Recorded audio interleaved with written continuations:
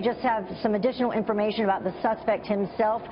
His name, we've been told, is James Hodgkinson, and some additional information that I was able to get, I believe it's coming from the Associated Press. He's described as being 66 years old, and that he has one previous charge in April of 2006 of battery and aiding damage to a motor vehicle, but that charge was eventually dismissed, apparently. So that's some new information we have there. What do you have?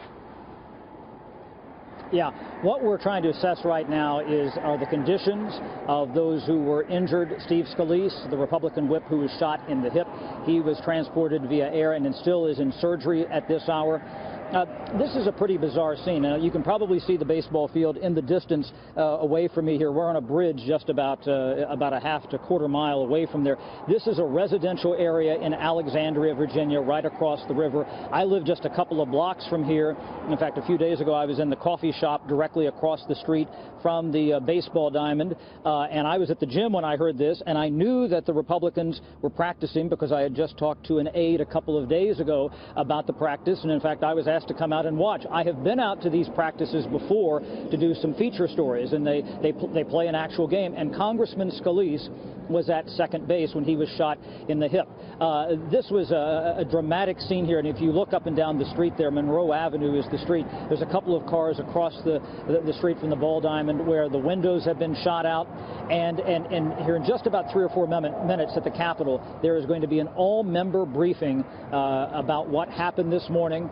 It's a classified, secure briefing led by Paul Irving, who is the House Sergeant at Arms. He is in charge of security, and we're told that at noon, the House of Representatives, when they formally meet, the House Speaker, Paul Ryan, will address the shooting. Also, the House Minority Leader, Nancy Pelosi. The Senate came in just a little bit ago, and Chuck Schumer, the Democratic leader, said he was shaken. The Majority Leader, Mitch McConnell, also extended his condolences and expressed concern about this. Again, I want to focus, folks, on one thing that is notable, that this is 2 members of the House of Representatives who have been shot in 6.5 years. Gabby Giffords, the former Democratic Congresswoman from Arizona, was shot in the head. There was an aide who was killed, Gabe Zimmerman, who was shot and killed when she was trying to conduct a town hall meeting in January of 2011.